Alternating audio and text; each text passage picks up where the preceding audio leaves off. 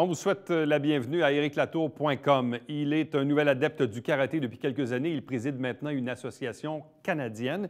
Il est aussi notre président du conseil d'administration de la télévision du Richelieu. Il est aussi avocat et animateur de l'émission La justice entre nous qui reprend l'antenne ici même à la télévision du Richelieu. Et je parle ici de Maître Serge Hébert.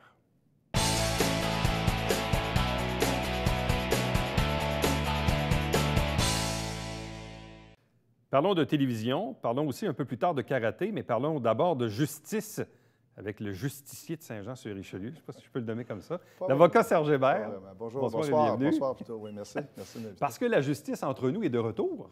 Oui, la justice entre nous est de retour à compter de ce soir. Là, parce que c'était demain, mais ces jours-ci, là, je veux dire qu'au moment où les gens vont nous voir. Après une pause de quelques années, quand même? Après une pause reliée au HD.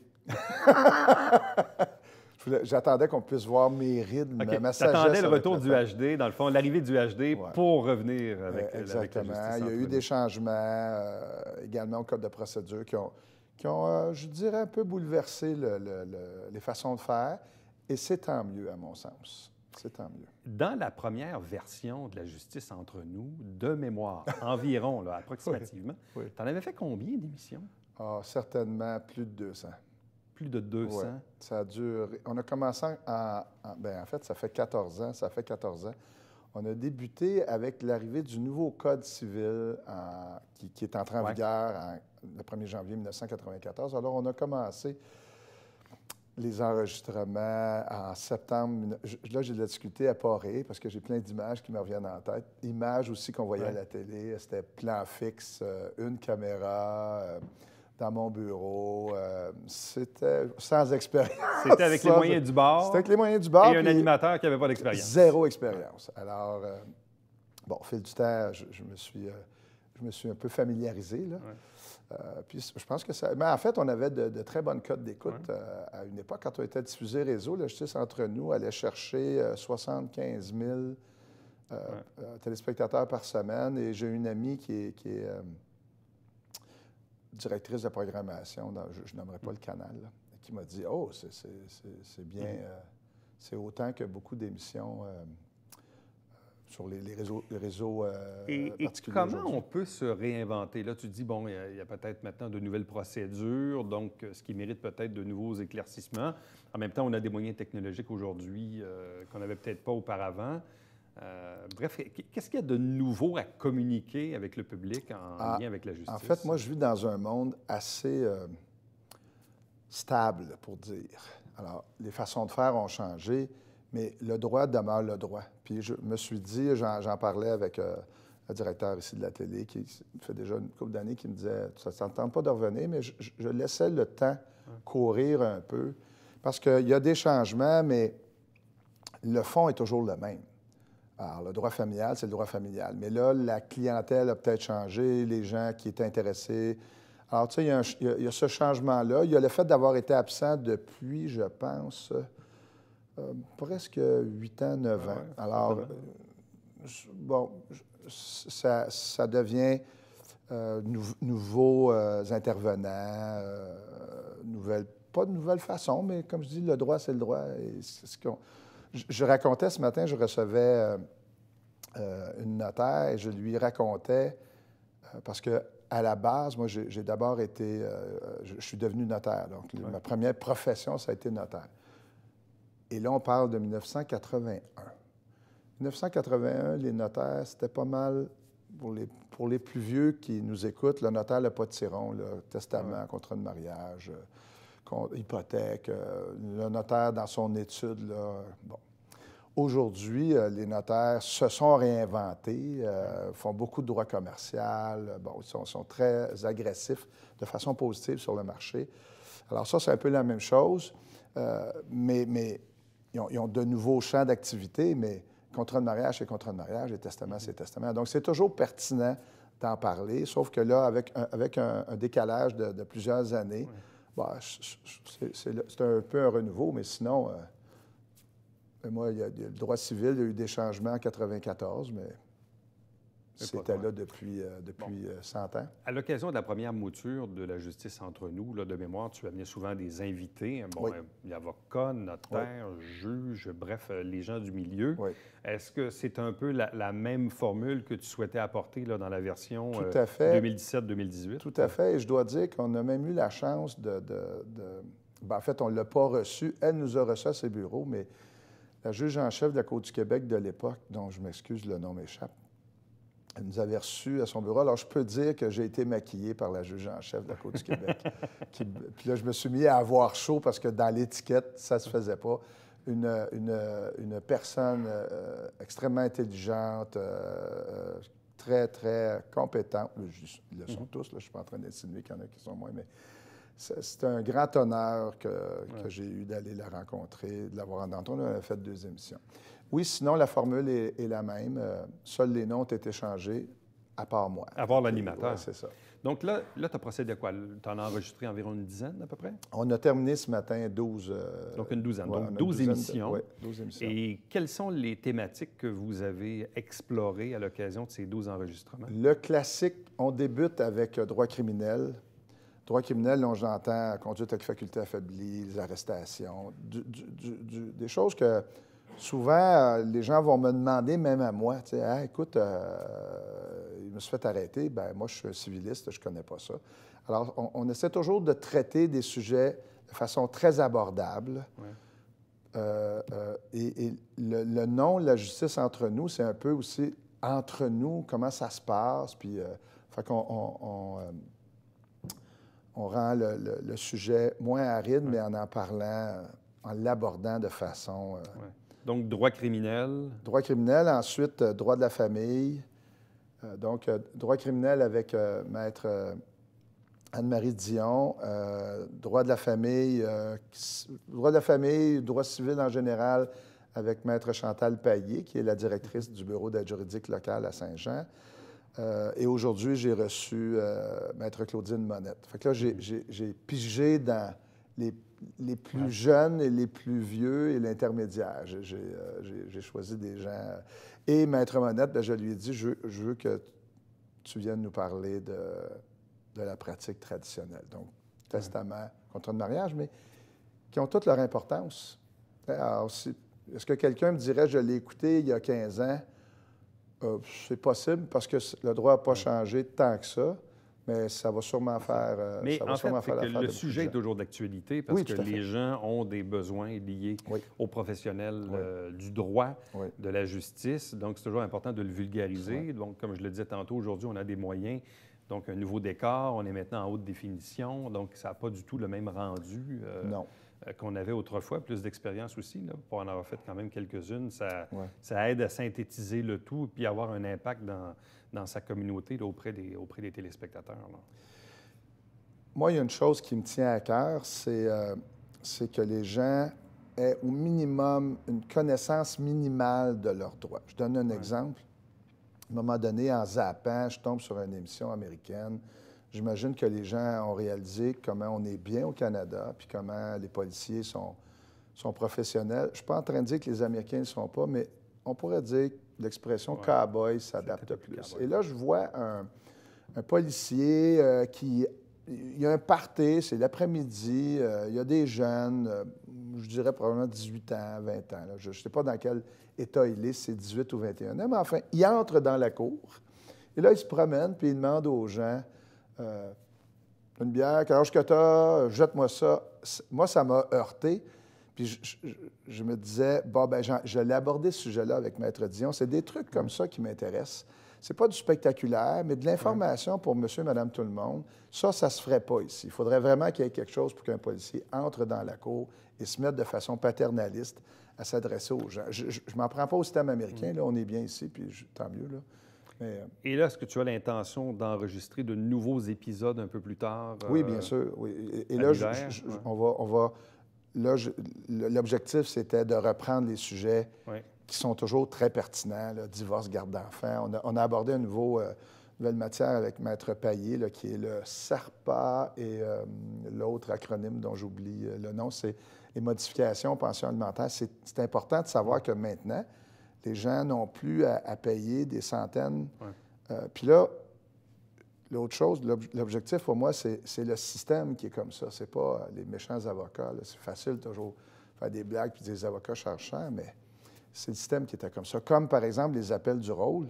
Il est temps que ça change. On est assis des dizaines dans la salle à attendre pendant 1h30 de temps qu'ils appellent la cause. Bon, ça, c'est des choses qui doivent changer, qui devraient être changées. On a commencé en changeant le code, mais il y a encore beaucoup de travail à faire. Je ne verrai sans doute pas ça de ma carrière, mais ça fait longtemps que je me dis, ça n'a pas de sens, combien d'argent se dépense ici en attendant, mais ça, c'était ma page éditoriale.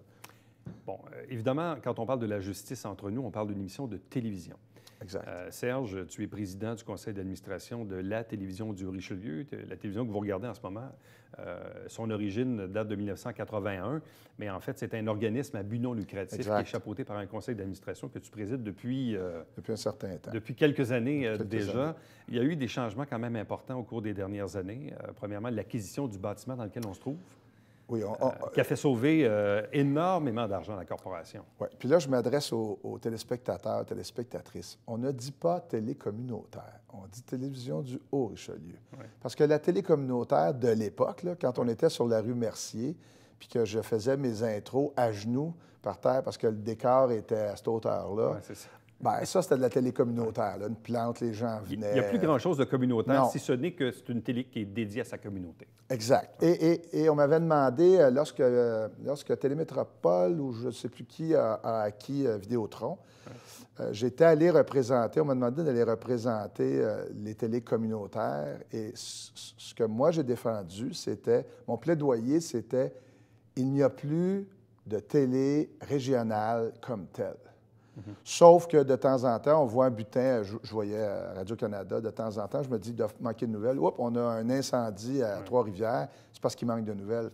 Mais sinon, est-ce que les gens d'ici ou d'ailleurs, d'autres régions, ont une couverture adéquate? Bien, dans le Haut-Richelieu, vous en avez une, ton émission, qui dure toi aussi depuis un certain temps. C'est la seule émission télévisuelle que les gens peuvent rencontrer des gens de la région. Et dans ces gestes qui servent bien aujourd'hui la pérennité de la télé, bon, je le disais, l'acquisition du bâtiment dans lequel on se trouve. Oui. Mine de rien, comme on dit souvent à la blague, mais c'est vrai, payer une hypothèque sur 15 ans coûte beaucoup moins cher que de payer un loyer dans un bâtiment que tu possèdes, dans lequel tu peux faire des modifications et tout. Et c'est beaucoup plus joli. Oui. On a investi de l'argent qu'on a. Oui. Je me souviens du choc. Il y avait longtemps, d'ailleurs, c'était à ton émission, j'avais été invité à ton émission, il y avait longtemps que je n'étais pas venu un soir et c'était, c'est pas ton émission, mais c'était glauque, sombre. Oui.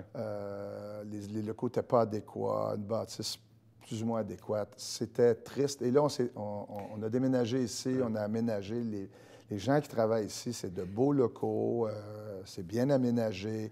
Pas rien d'extraordinaire en termes, mais c'est aménagé pour des gens.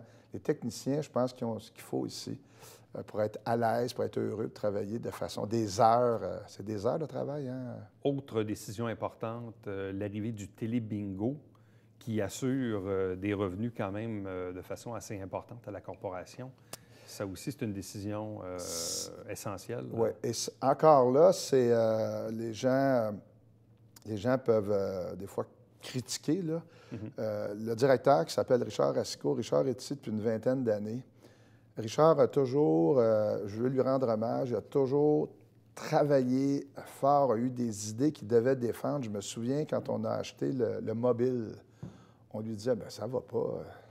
Bon, bien, le mobile, il a été utile. Il a permis puis il a permis d'avoir des revenus. Pour faire la captation de spectacles en plein air, comme les Montgolfières, d'ailleurs. On a eu l'expertise. On a développé une expertise au sein de la télé en production de spectacles. Quand il nous parlait du bingo, c'est ça. Tout le monde avait un petit sourire pour dire il doit en avoir fumé du bon avant de s'en venir aujourd'hui pour nous parler du bingo. Sauf que, encore là, les téléspectateurs, téléspectatrices plus âgés se souviendront de... Moi, je me souviens, jeune, Monsieur Bingo, là, qui organisait les bingos dans le sol d'église. Mais ça permettait aux fabriques d'entretenir leur bâtiment. Puis ça permettait à ces messieurs-là d'avoir des grosses bagues en or puis des Cadillacs Et blancs. mine de rien, aujourd'hui, le télébingo engrange tout près de 50 des revenus de la corporation. Exact. C'est ce qui nous a permis d'acheter, c'est ce qui nous a permis d'investir dans le HD. Alors que j'aime pas le terme subvention, mais disons l'aide financière qui vient de Vidéotron tend à diminuer, et pas juste pour nous, là, c'est un phénomène partout au Québec. Là. Il y a comme une diminution des revenus qui viennent du câble distributeur. Oui, et on ne peut pas non plus cracher sur la main qui nous nourrit. Eux aussi font face à une concurrence. La décroissance des revenus publicitaires et ouais, tout c'est ça. Netflix et compagnie, bon, ben c'est ça. Tout le monde est cop, là. Oui, c'est ça. Alors, qu'est-ce qui reste aux gens qui nous regardent aujourd'hui? Là? Je vous regarde en vous disant, bien, restez avec nous parce que vous aurez de l'information locale puis des choses qui se passent dans la région qui vont vous intéresser. Bon, Serge, ton autre passion dans la vie, c'est le karaté. C'est ouais. arrivé comment dans ta vie, ça, le karaté? C'est arrivé de façon tardive et ma conjointe me disait ce matin, me reprochait un peu en souriant, disant « Hey, quand tu as passé à l'émission des sports, tu as dit que c'est toi qui nous avais inscrits. » Non, c'est ma conjointe. Moi, je n'étais pas sportif du tout. Du tout. La génétique faisait en sorte que je ne prenais pas de poids, ou pas vraiment, mais je ne faisais pas de sport. J'étais très impliqué, les gens se souviendront en politique, un peu partout. J'ai toujours été très impliqué dans une foule de choses. Et en vieillissant, à un moment donné, je me suis dit, bon, on commence à faire d'exercice, c'est ça, parfait. Ma conjointe voit que Loisirs Action, il y a des cours de karaté enfants. Alors, on s'en va là, les 4. Et je me souviens, parce que comme beaucoup de gens en ont fait du judo, du karaté jeune, puis bon, là, je me souviens que, oh mon Dieu, j'aimais ça. Et en vieillissant, je me disais, j'aimerais ça faire quelque chose pour moi. Je le faisais, là, j'étais impliqué parce que j'étais impliqué, je les faisais pour la communauté, mais est-ce que c'était vraiment pour moi? Non. Alors, je me suis inscrit dans une école de karaté et je me suis mis à aimer ça et deviner, à un moment donné, il se produit, je vais le dire, un scandale, je ne dirais pas lequel, mais un scandale dans l'école que je fréquente et la grande majorité des gens se sauvent en courant, dont moi avec mes filles. J'avais inscrit mes filles là, justement. Et bien, si on va pas à la montagne, si la montagne ne vient pas à toi, va à la montagne. Alors là, il n'y avait pas d'autre école. Alors j'en ai fondé une, mais j'étais ceinture verte. Alors j'ai contacté mon ami François Desrosiers, qui est troisième dan, qui était troisième dan, qui est maintenant l'attaché politique de Jean Riot. Alors, j'appelle François, puis je lui demande quels sont ses projets. Puis là, il dit, bien, t'en as. Je lui présente le projet du club de karaté Kyokushin du Haut-Richelieu qu'on a fondé et qui est sur pied depuis 7 ans. Puis là, bien, ça m'a amené à d'autres choses. Ça m'a amené à rencontrer des gens. L'an dernier, je me suis retrouvé un peu par hasard dans une réunion de Shin Kyokushin, qui est bon, que les gens comprennent que le Kyokushin, c'est un style de karaté. Il y en a différents. Il y a le Shotokan qui est connu. Le Kyokushin, sa particularité, c'est d'être, en anglais, on dit « the strongest karate ». Alors, il y a de l'impact en entraînement. C'est un peu différent. La philosophie est un peu différente, mais ça demeure du karaté. Mais c'est exigeant. C'est très exigeant. Il y a du combat full contact, ce que je ne fais pas. Je n'ai pas l'âge de ça. Alors, je me suis mis à... Là, je me suis retrouvé dans cette organisation-là parce que je voulais que notre école se joigne à... J'aimais bien les gens, la philosophie. Puis, bien, comme dit toujours ma conjointe, comment ça se fait? Comment tu fais pour te retrouver? Bien là, je me suis retrouvé... On a créé une organisation nationale. Les autorités japonaises souhaitaient qu'il y ait une organisation canadienne de créer. C'est une organisation... L'organisation japonaise est présente dans 94 pays. Donc, c'est très vaste. Le Canada, c'est à développer parce que des fois, je dis un petit peu à la blague, c'est Shin Kyokushin Montréal. Il y a des écoles au Nouveau-Brunswick, à l'île du Prince-Édouard, Gaspésie, mais le noyau est à Montréal. Cette année, Chiane André Gilbert s'est joint à notre groupe avec plusieurs centaines, sinon plus d'1 millier de membres. Ça a donné encore, les gens qui ne savent pas, André Gilbert, Chiane André Gilbert est connu dans le karaté depuis 40 ans et plus, très connu dans les années 70-80. Alors, bref, je me suis retrouvé comme ça à créer sur le CA, secrétaire, et cette année, on m'a nommé président. Le principal... J'ai rencontré l'été dernier les autorités japonaises lors d'un voyage, lors du championnat mondial qui était tenu au Kazakhstan. Notre mandat, c'est de développer. Évidemment, c'est du bénévolat. Il faut composer avec des gens de toutes sortes, comme dans n'importe quoi. Il existe combien d'écoles ou d'organisations Kyokushin au Canada? Il existe... Kyokushin, il y en existe quelques-unes, regroupements. Allant il y a de petites organisations, ils ont 2 écoles. Je ne dis pas ça, il n'y a aucune arrogance dans mes propos, là. Les gens veulent avoir un certificat qui vient du Japon. Alors, il y a des gens qui ont compris que c'était rentable. Alors, il y a quelqu'un au Japon qui a créé une association. Je répète, je ne suis pas arrogant en disant ça. Moi, je tenais à être avec une organisation. Il y en a des plus grosses, là. Et l'organisation canadienne représente quoi sur l'échiquier du karaté? Hein? Bien, actuellement, on est près de 3000 membres. On est la plus grosse, là. Shin-Kyokushin Kai Canada est la plus grosse organisation dans le Kyokushin. Peut-être qu'il y en a qui vont me dire que j'ai tort, mais montrez-nous ça. Et là, avec André Gilbert, on a maintenant les écoles à Toronto. Alors, on veut développer, mais le Canada, c'est grand. Ça coûte cher, se promener au Canada. Alors, il faut créer, là, on est à créer. Mais heureusement, la technologie nous permet maintenant de faire des réunions avec... On a une école à Vancouver. Alors, il se joint à nous via FaceTime ou Skype et on peut faire nos choses. Et qu'est-ce que le karaté a changé dans ta vie?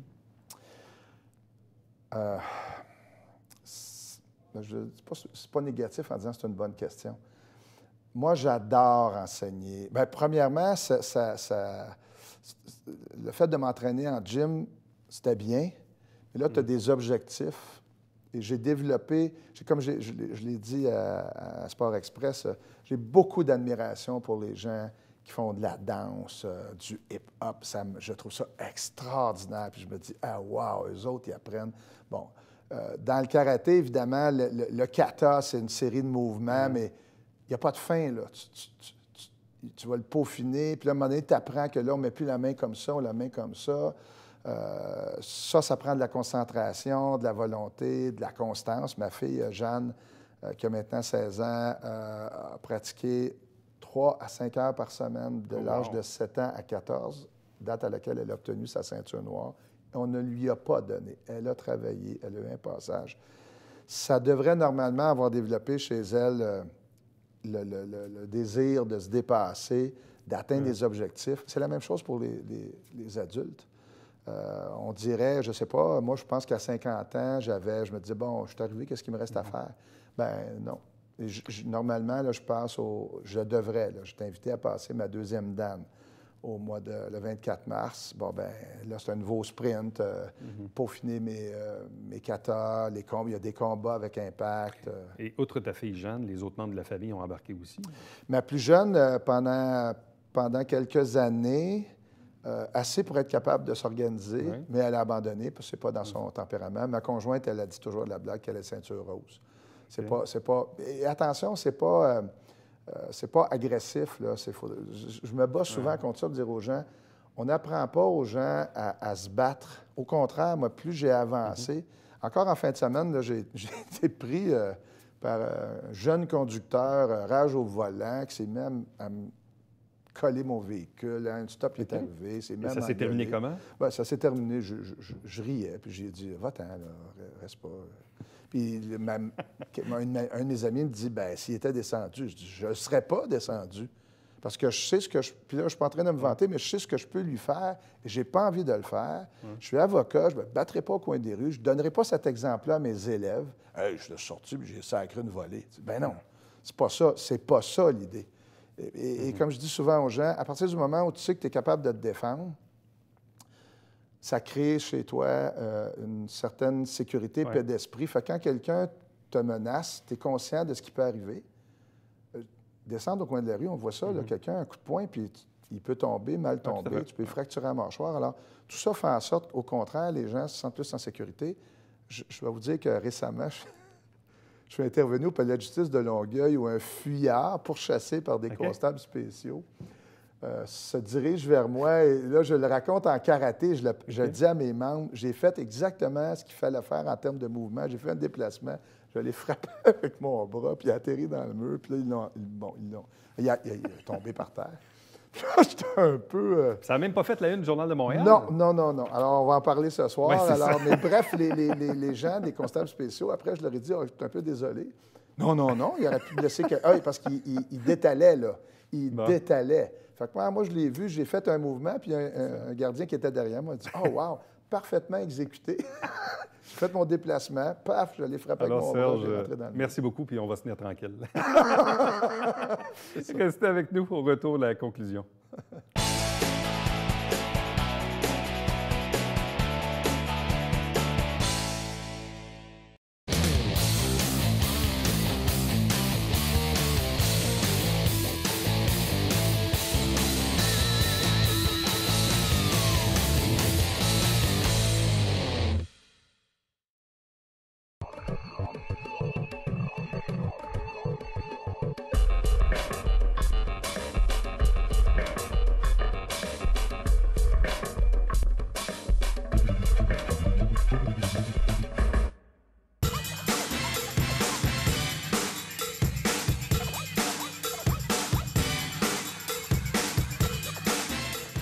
Dimanche, 9h30, Télébingo, on vous attend.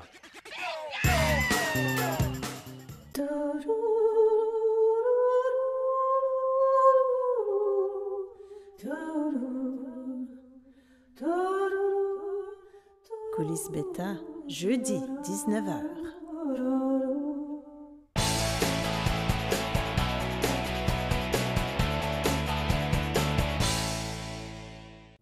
L'AQDR du Haut-Richelieu, l'Association québécoise de défense des droits des retraités et des pré-retraités, tient dans quelques jours un dîner festif de Noël. Donc, si parfois ça vous intéresse, vous avez les informations à l'écran. Chaque semaine, des extraits du conseil municipal. L'émission s'appelle Saint-Jean-sur-Richelieu. Chaque dimanche matin, 9h30 en direct, autant au 9 qu'au 609 HD. C'est le Télébingo, avec 4 000 $ en prix à chaque semaine, carte pleine qui a été rehaussée. Il y a 30 dépositaires pour acheter vos livrets et pour avoir toute l'information sur le Télébingo et autres, tvhr9.com. À demain. Bye-bye.